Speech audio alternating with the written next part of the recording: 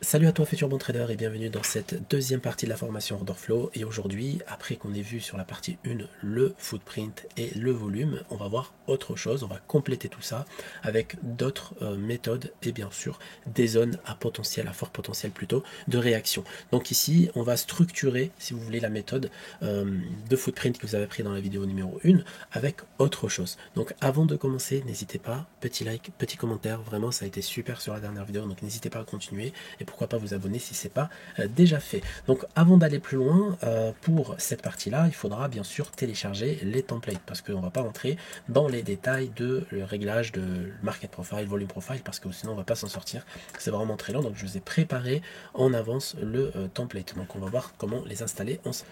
Allez, le lien est en biographie pour rejoindre le Discord. Une fois que vous êtes dans le Discord, donc vous allez directement dans NinjaTrader 8 et dans NinjaTrader 8, vous pouvez télécharger tout simplement cette version de charte. Hop, vous faites télécharger. Une fois que c'est téléchargé, vous allez sur Documents, vous allez ici dans Documents, vous allez dans NinjaTrader 8, vous allez tout simplement dans Template et Chart et vous collez le Market Profile ETH ici, vous le collez.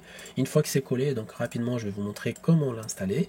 Donc vous ouvrez un nouveau graphique, vous faites graphique, hop, viens ici, et voilà, alors il faut aller dans la S&P 500, il faut se mettre en minutes, il faut se mettre ici en minutes aussi, il faut se mettre en 30 minutes, rajouter un minimum de 15 jours, ce qui va faire 3 semaines de cotation, ne pas tracer, et vous faites OK. Donc vous allez avoir ça, vous faites clic droit, template ou patron, ça dépend si c'est en français ou en anglais, market profile ETH, et vous avez le graphique Compare Magie.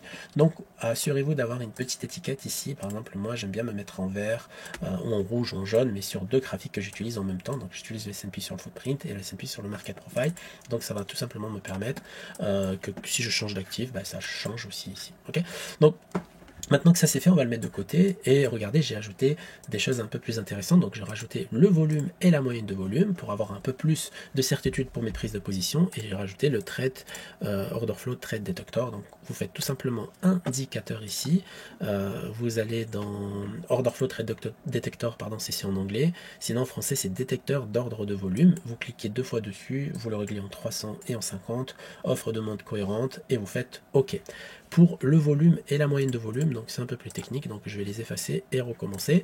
Donc vous allez dans vol ici, d'accord, vol ici, tac, vous faites double clic, vous effacez l'étiquette et vous faites appliquer. Donc vous allez dans volume en bas, vous faites largeur de données et ça va se transformer comme ça. Maintenant vous allez dans Volema et dans Volema vous effacez l'étiquette comme d'hab, sauf que vous allez l'appliquer à la fenêtre 2, donc au panneau numéro 2, vous appliquez ça et dans le style vous pouvez bien sûr mettre le style que vous souhaitez. Donc moi j'aime bien mettre en blanc, hop, de cette façon, comme ça c'est bien visible. Donc vous aurez à peu près les mêmes graphiques que moi normalement. Donc les trades order flow trade detector, c'est pour voir en fait s'il n'y a pas des gros intervenants qui prennent la main sur les zones qu'on a appris bien sûr dans la vidéo numéro 1, donc n'hésitez pas à aller la voir. Et pour le template, n'hésitez pas, le lien est en biographie. Avant d'aller plus loin, vous êtes nombreux à nous envoyer des messages, que ce soit sur Telegram, que ce soit sur Instagram, que ce soit sur les commentaires YouTube, on ne fait plus de formation chez les traders. Sachez que ça y est, après 3 ans, ça y est, c'est terminé. Maintenant, on a préféré passer un autre cap et faire évoluer la chose. Donc maintenant, ce qu'on fait, c'est du live trading tous les jours de la semaine, de lundi à vendredi. Donc il y a 100 places maximum en limité tout simplement, il n'y aura pas plus de 100 places, il n'y aura jamais, donc c'est vraiment pour la qualité du service. C'est un service où je vais tout simplement trader tous les jours en live avec tous les membres qui sont bien sûr abonnés à ce service là, et ce service il comporte bien sûr énormément de projets qui sont à l'intérieur, donc il faut y venir pour les voir. Donc ça c'est vraiment les surprises à ne pas rater. Et si on regarde rapidement le compte de trading, parce que en fait dans ce service là je partage tous mes investissements sur l'or et sur le Dow Jones et voire même sur le Bitcoin si j'en ai. Et si on regarde la semaine dernière, qu'est-ce que j'ai fait la semaine dernière rapidement? Donc encore cette semaine, hein, du 12, la semaine du 12, c'est ça, donc c'est lundi 12. Donc si on regarde ensemble rapidement, qu'est-ce que j'ai fait? J'ai fait plus de 123 000 $. Donc je pense que c'est mon plus gros gain en une semaine et je suis carrément fier. Donc tous les trades ont été partagés, on avait pris un swing sur l'or, on a pris des trades sur le Jones, etc., etc. Et vraiment, je pense que c'est ma meilleure semaine et ça va être vraiment difficile à battre, hein, je ne vais pas vous mentir. Et après, voilà, on a passé le cap de 2 millions de capital propre. Et bien sûr, l'objectif, c'est d'aller vers les 1 million. Et bien sûr, il y a énormément de surprises dans ce service-là. Donc pour ceux qui intéressent, le lien est en biographie.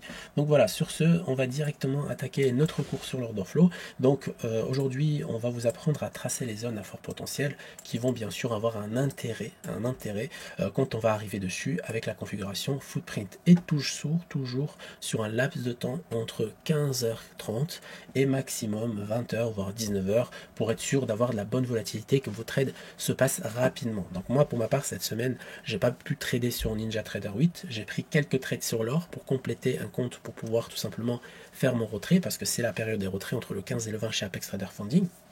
Et donc, pour le moment, j'ai quand même des retraits en attente, donc j'attends de recevoir les confirmations, les débits sur les comptes de trading actuels pour pouvoir continuer à trader sur mes Apex. Donc ici, on va directement regarder ensemble qu'est-ce qu'on pourrait prendre comme information. Donc, pour le moment, on ne va pas s'intéresser à la lecture globale, parce que la lecture globale reste super intéressante. Par exemple, quand vous avez des ranges, on appelle ça des ranges, de profil de range ici, en 30 minutes, donc ça c'est une journée, ça c'est une journée, ça c'est une journée, ça c'est une journée, ça c'est une journée, etc. Donc normalement on peut se dire que là, par exemple, le prix a eu une belle reprise haussière, on casse des hauts volumes de marché qui est juste là, puis là, etc. On se rapproche de celui-là. Et on peut se dire que là, ici, sur les 2 derniers jours, donc jeudi, vendredi, le marché est plutôt en range, on va dire plutôt en range. Et oui, le marché était en attente d'informations parce qu'on a eu l'inflation ici. Et après, on avait pas mal d'annonces économiques sur la consommation. Ouf, je me perds, désolé. Et donc là, on peut voir déjà que le marché est plutôt en consolidation. Donc les zones qu'on va tracer à fort potentiel, ça sera les bas de range qui n'ont pas été travaillés, les hauts de range qui n'ont pas été travaillés, et surtout donc les points of control précédents, par exemple ça ici de cette journée-là, il n'a pas été touché. C'est le point of control du market profile qui est juste là à gauche. Et là, on a le point of control du volume profile. D'accord? Donc là, on a une zone super intéressante donc sur le graphique qui peut servir de rebond, et bien sûr on ajoutera les confirmations de la vidéo numéro 1 pour pouvoir prendre position, etc. Donc ici on clique 2 fois sur le trait quand on fait un trait de ce genre, hein.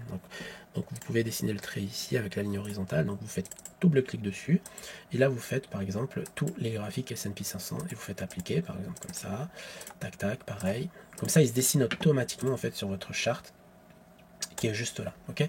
On va voir rapidement, hop, regardez, vous voyez, il est là, il est dessiné automatiquement, c'est-à-dire que si le prix arrive sur cette zone de prix, ben, je saurai que là c'est le point of control, parce que je vais lui appliquer une couleur dont je me souviens que les points of control sont en bleu par exemple. Après vous organisez comme vous voulez. Ici par exemple j'ai la value area, hop, qui n'a pas été travaillée, de la journée de jeudi, là aussi une autre value area. Et pareil, hein, on peut faire des templates après, hein, c'est-à-dire qu'on n'est pas obligé de faire à la main comme ça, on peut enregistrer, on fait modèle, enregistrer par exemple POC, YouTube, voilà. Et à chaque fois que je vais mettre par exemple un truc, voilà. Alors là c'est pas POC, pardon, bah du coup c'était le template POC, on va le changer, on va le mettre par exemple à une autre couleur pour se rappeler que là c'est les zones de volume, value area, on va voir un tout petit peu plus tard. Donc je peux les mettre en blanc et je fais enregistrer et je vais appeler VA YouTube, parce que moi j'ai déjà mes templates donc je vous montre rapidement. Et regardez, quand je fais tac tac ici, je fais modèle, je fais charger, valeur et YouTube, et normalement bah, cette zone là, alors là ça n'a pas marché hein, malheureusement, voilà, donc ces zones là en fait elles vont être appliquées automatiquement ici, vous voyez, tac, ils sont là. Je sais que là le marché se rapproche et c'est déjà rapproché, mais ah oui, le marché l'a travaillé. Ben, du coup, voilà, on va les garder pour le moment parce que c'est pour but éducatif. Ne vous inquiétez pas, on fera du live trading sur ces zones-là, tous ensemble. Bien sûr, si vous rejoignez le Telegram, le lien sera partagé une fois par semaine et ouvert à tous. Donc là, par exemple, je vais tracer les 2 zones bleues qui sont juste en haut aussi. Pareil, c'est Value Area YouTube. Voilà. Après, c'est high, low, tout ça. Donc là, quand c'est en haut, c'est Value Area high. Quand c'est en bas, c'est Value Area low. Donc là, par exemple, regardez, c'est intéressant parce qu'il y a plein de zones. Donc là, on peut se permettre de tracer une zone. Pareil, je clique, double-clic, je fais tous les graphiques et je fais appliquer. Et ça va automatiquement s'afficher ici. Voilà, je sais que là, il y a une zone à fort intérêt parce qu'il y a le point of control, il y a les value area, etc. Entre 5044 et 5050-75, je sais que là, il peut y avoir de l'intérêt sur ces zones-là. Vraiment, il ne faut pas chercher trop loin, il faut pas, ça sert à rien d'étudier la chose en profondeur, etc. Au début, faites le strict minimum. Ça veut dire vraiment essayer de voir en fait quelles sont les zones les plus pertinentes, et après une fois que vous voyez que ça marchait, n'hésitez pas à aller plus loin, d'accord. Donc là une value area aussi, hop, je vais la tracer, et non même pas, je vais faire charger, pardon, value area YouTube, et bam, je sais que ça c'est bon. Alors il y a un truc qui bloque,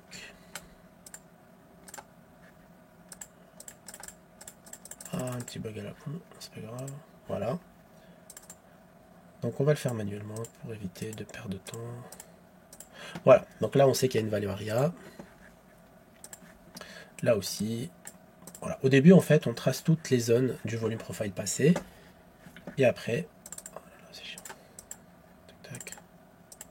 Voilà, là c'est bon. Là aussi on va le refaire.